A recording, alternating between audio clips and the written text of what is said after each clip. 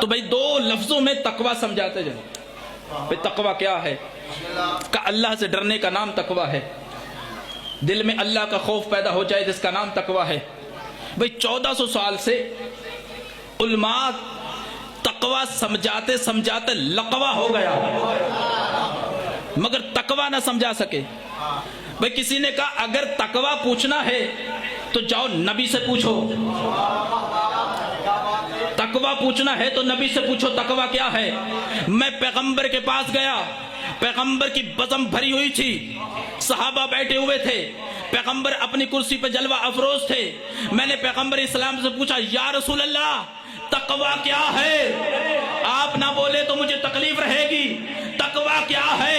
पैगंबर ने अली की तरफ इशारा किया, या अली हुब्बु का तकवा वाले ईमान, ऐ अली तेरी मोहब्बत का नाम तकवा। सलामत रहे, आबाद शाद रहे। ऐ अली तेरी मोहब्बत का नाम